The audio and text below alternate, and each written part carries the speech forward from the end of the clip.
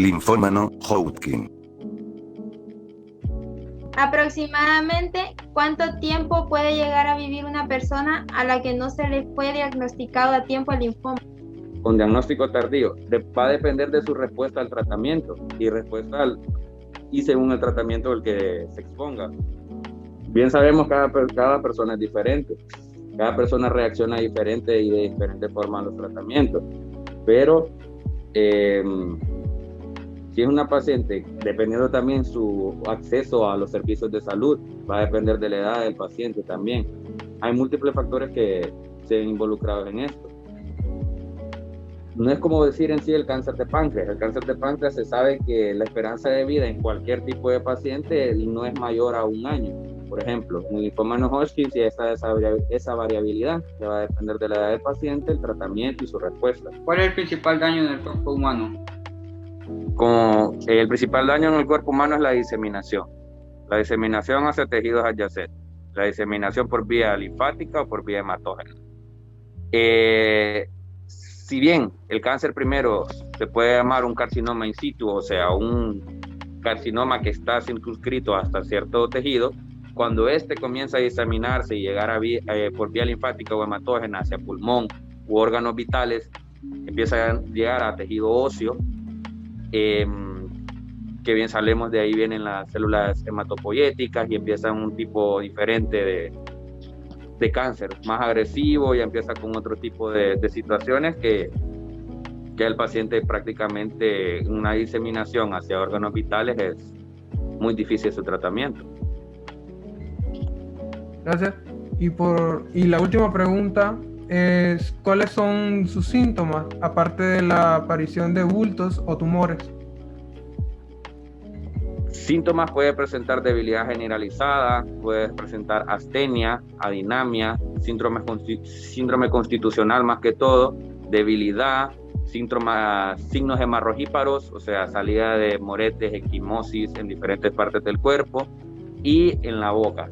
Se pueden presentar ciertos tipos de manchas que uno pues, al momento de examinar a un paciente, si un paciente tiene una pérdida de peso de 7 meses, astenia, dinamia y todo eso, y se realiza un hemograma y ve la aparición de estos tipos de ganglios que son bastante grandes y son bastante característicos, pues se debe enviar al paciente a biopsia, a realizar la biopsia y que el patólogo sea quien diga el diagnóstico. Pero la mayoría de síntomas son característicos en esa parte de la astenia, dinamia y la aparición de equimosis.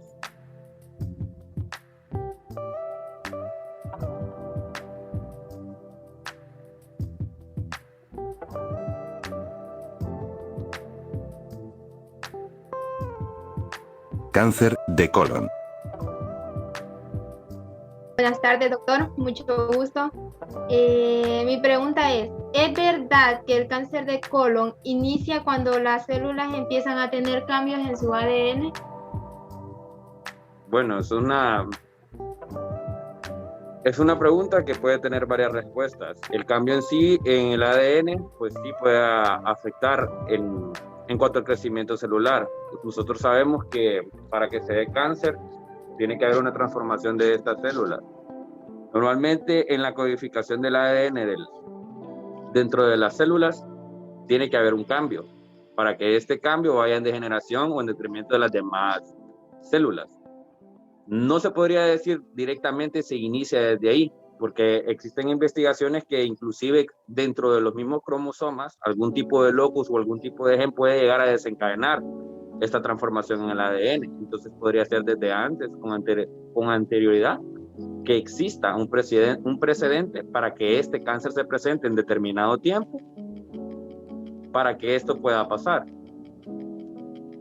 No sé si me di a entender. Sí, muy bien. Gracias, doctor. Tenemos una pregunta de Alex. Buenas tardes, doctor. ¿Cómo puede ser heredado? ¿Cómo ocurre el proceso de que el cáncer de colon puede ser heredado? Exacto. Existe un tipo de cáncer que deberían de investigar, se llama polipomatosis adenomatosa familiar. Distintos tipos de raza se han investigado en ciertas investigaciones que es hereditario el cáncer de colon en distintos tipos de personas. La respuesta es conforme a la primera respuesta que le di a Victoria. No solamente se debería hablar en sí de la transformación del ADN, sino que la codificación de los cromosomas pueden tener cierto locus, ciertas localizaciones en el que éste esté dañado. Entonces, esto va a decaer en la formación de las cadenas de ADN de las células, y esto se va a ver de forma hereditaria. Puede irse pasando de generación en generación. Si bien sabemos, existen enfermedades autosómicas, recesivas, existen dominantes, todo esto, pues también ha habido investigaciones que influyen en el cáncer. Muchas gracias, doctor. Tenemos una pregunta de Cristel. Buenas tardes, doctor. Mucho gusto. Mi pregunta es, ¿cualquier persona puede tener cáncer de colon? Sí, cualquier persona puede llegar a desarrollar un tipo de cáncer de colon. Obviamente, existen personas que tienen mayor tendencia a tener ese desarrollo de tipo de cáncer. Existen varios factores que involucran para tener el cáncer de colon. El tabaquismo es uno de los factores predisponentes, y si una persona tuvo el hábito de tabaquismo durante 60 años, puede causar una transformación en su ADN, una codificación diferente en su ADN por transformación. Ustedes sabemos que el tabaco es un precipitante neoplásico, y esto puede ir desencadenando bajo generación tras generación tras generación y llegar a desencadenar en una última generación. Una colonoscopía. Eso es bien variante. Tiene que ir acompañado siempre de los síntomas que presente. Si yo padecí de colon, yo padecí de cáncer de colon, mis hijos no estrictamente van a padecerlo. Como bien lo sabemos, el cuadrado de Punnett nos hace una idea de cómo se hace este tipo de probabilidades. Lo que sí es estar alerta bajo los síntomas. Más que todo el CA gástrico, por dar un ejemplo, es bastante agresivo y tiene bastante tendencia hereditaria. La mayoría de pacientes que sus padres, sus abuelos padecieron de CA gástrico, deben de hacerse evaluaciones y siempre estar alerta de los síntomas. Si los síntomas requieren de una colonoscopía, se debe realizar, pero no es estrictamente necesario. Cáncer de endometrio. ¿En las mujeres que ya pasaron por la menopausia o se puede dar en mujeres más jóvenes? Se puede dar en mujeres más jóvenes. Lo que pasa es que la tendencia, o sea, la probabilidad es que den en mujeres postmenopáusicas. El cáncer de endometrio es el cuarto cáncer más común en América Latina. Y más que todo, la mayoría o las estadísticas dictan que es en pacientes postmenopáusicas. Uno de los factores principales es la obesidad. Los niveles de estrógeno que generan afectan más el endometrio, entonces la obesidad más que todo se va dando en pacientes de edad más avanzada, entonces es menos probable que una persona de edad joven, una persona fértil, logre contraerlo. Muchas gracias. Tenemos una pregunta de Alex también. ¿Qué daños severos puede ocasionar o dejar en la persona? Okay. El cáncer de endometrio, si no se diagnostica temprano, si es un cáncer que es bastante agresivo, bien sabemos, o el cáncer más común en las mujeres es el cáncer cervicouterino. El problema en sí es la metástasis que llegase a hacer. Si ya se extendió demasiado y la metástasis ya comprometió vía linfática, vía venosa y vía arterial, los lugares de diseminación del cáncer, si logró agarrar tejido óseo, todo eso, pues puede ser consecuencias muy severas. Muchas gracias. Pasamos a la pregunta de Cristel. Si tuve o tengo cáncer de endometrio, ¿podré quedar embarazada? Eso es bien complejo, la verdad. El cáncer de endometrio en la mayoría de mujeres es posmenopáusicas, entonces ahí tendría que ver esa variabilidad. No he leído mucho al respecto, la verdad, en casos de mujeres jóvenes con cáncer de endometrio, pero si hay cáncer de endometrio normalmente en mujeres jóvenes, la principal intervención es quirúrgica, y la intervención quirúrgica consta en una histerectomía total entonces es poco probable. La verdad es que no he leído mucho sobre casos de cáncer en cáncer de endometrio en pacientes jóvenes, y la mayoría de casos de los que he leído, su intervención es quirúrgica, con una histerectomía total, entonces poco probabilidad de embarazo. Y si nos vamos a la fisiopatología, no creo que el endometrio sea un endometrio maduro o un endometrio totalmente sano para el desarrollo de un embrión. Muchas gracias. Yo tengo una pregunta. ¿Es posible su prevención? Claro que sí, claro que sí. Por ejemplo, como le mencioné, el factor precipitante, más que todo en casos de cáncer de endometrio, uno de los factores mayor predisponentes es la obesidad. Y la obesidad nosotros sabemos que es una enfermedad prevenible de todo punto de vista. Entonces partamos desde los factores predisponentes, o sea, los factores ambientales que me afecten a mí, que afecten a las pacientes femeninas para llegar a tener cáncer de endometrio, y estos factores, si los logramos modificar, pues tenemos una mejor alternativa, una mejor prevención. Cáncer de hígado y conductor biliar. ¿Existe algún tratamiento que, aparte de la quimioterapia, que pueda retrasar el cáncer de hígado? Pues, eso de los tratamientos es algo muy complejo también. El hígado, si bien sabemos, el hígado es el órgano más fiel. El hígado tiene una cadena que se llama una reacción ductuliar. No sé si ustedes han llegado a esos temas.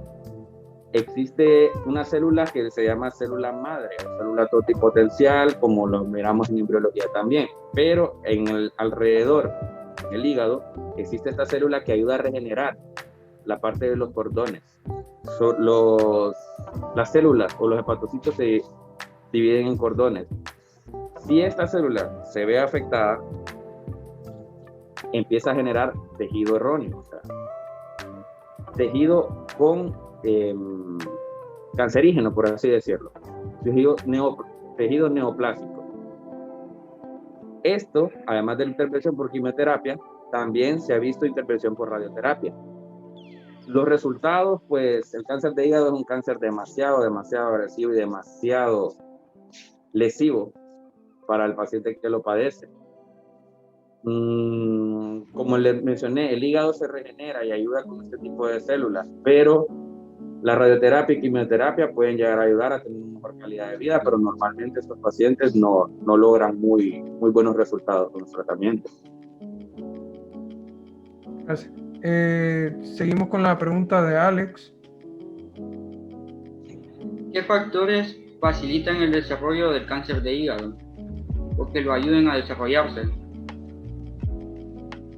Los hábitos alimenticios y los hábitos nocivos, como ser el tabaco, ser el alcohol, el uso indiscriminado de alcohol, y la dieta.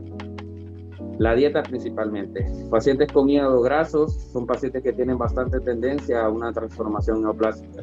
Las células del hígado, como les mencioné, son células fieles. Son células un tejido que se puede regenerar. Pero si de tanta lesión llega a formar un tipo de lesión en toda la parte de estas células madres que les mencioné en la reacción ductuliar, y causar ya un cáncer. Factores principales serían la dieta, evitar estímulos nocivos como ser el alcohol, drogas, tabaco, y la vida sedentaria, el hígado graso. Todos esos factores tienen que eliminarse. La tendencia hereditaria es un factor también. Gracias. Ahora tenemos la pregunta de nuestra compañera Cristel. ¿Cuáles son los factores de riesgo de ese tipo de cáncer? Los factores de riesgo para padecerlo. Sí. Los mismos factores que ya habíamos mencionado. El factor principal o factor predisponente es los hábitos nocivos. Si es un paciente que tiene una dieta no muy balanceada, tiene un factor hereditario, que hay antecedentes familiares de enfermedad hepática, Por ejemplo, pacientes si su abuela, su papá, su mamá fueron diagnosticados con una colecistitis y tuvieron una intervención quirúrgica por ello, ellos tienen tendencia a padecer en un futuro una enfermedad hepática. Si ellos no se cuidan y descuidan, siguen con los estímulos nocivos, el tabaquismo, el alcoholismo crónico y la dieta muy grasa, el hígado no soporta todos estos cambios y puede tener una reacción neoplásica. Todos esos son factores de riesgo, los hemos ya mencionado anteriormente. Sí, yo tengo una pregunta, doctor. ¿Hay estudios clínicos disponibles para pacientes con cáncer de hígado? Existen muchas páginas y muchas plataformas a las que todo el mundo puede tener acceso. En Google Académico, por ejemplo, varios pacientes pueden entrar a esa página y buscar diferentes tipos de artículos en los que hay investigación sobre el tratamiento, sobre modificaciones en su vida cotidiana, y son de fácil acceso. Existe también una página que se llama Cielo, que es un poco más para el público en general, en la que pueden buscar artículos y educarse acerca de su patología.